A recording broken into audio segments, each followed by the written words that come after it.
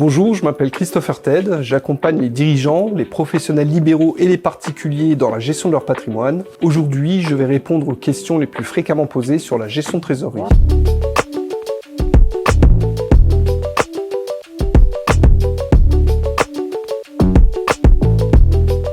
L'excédent de trésorerie est la quote-part de trésorerie qui excède le besoin en fonds de roulement. Concrètement, il s'agit des liquidités dont n'a pas besoin l'entreprise pour financer son activité au quotidien. C'est ce que l'on appelle également l'épargne de l'entreprise. Les entreprises françaises détiennent souvent de bons niveaux de trésorerie. Cela s'explique par une gestion conservatrice des dirigeants ainsi que des perceptions contrastées sur le consentement à l'impôt lors de la sortie des capitaux.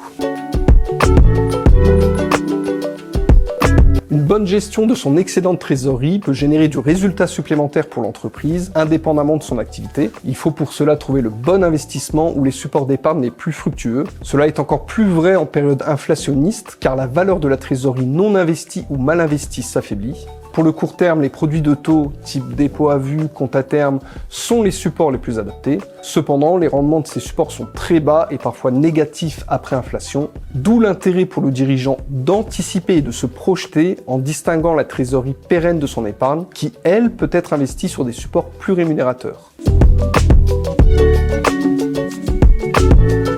Les placements de trésorerie sont possibles pour tous. À partir de quelques milliers d'euros seulement, des solutions existent, mais il est nécessaire d'anticiper. L'objectif n'est pas d'accumuler le plus de trésorerie disponible sur son compte, mais de trouver le montant de trésorerie nécessaire pour faire fructifier l'excédent.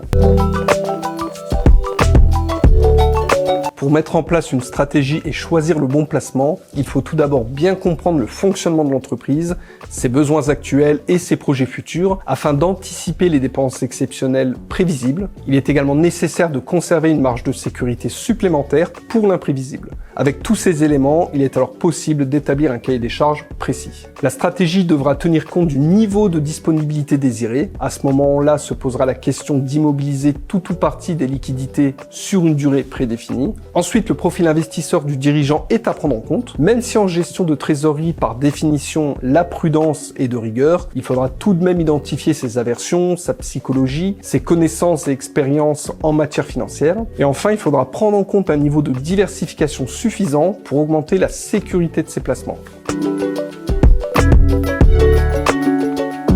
Tout d'abord, il n'existe pas de solution magique qui répond à tous les besoins et situations. Comme cela doit être fait à titre personnel, les solutions de placement d'une trésorerie d'entreprise doivent découler d'une stratégie personnalisée. En fonction du contexte et du profil investisseur de chacun, il existe plusieurs solutions. Parmi elles, le contrat de capitalisation, qui est un compte que l'on ouvre chez un assureur et qui permet d'accéder à une large gamme d'investissements, notamment le fonds en euros, fonds garanti. Il offre également une disponibilité à tout instant. Les obligations de grandes entreprises, quant à elles, livrent un rendement satisfaisant, qui offre une garantie en capital soumise à la solvabilité de l'émetteur. Elles offrent aussi une disponibilité rapide. Et enfin, l'usufruit temporaire de parts de SCPI, qui permet de reconstituer une trésorerie sans pression fiscale. Il élimine le risque lié à l'évolution des marchés immobiliers et évite toutes les contraintes de gestion dirigeants.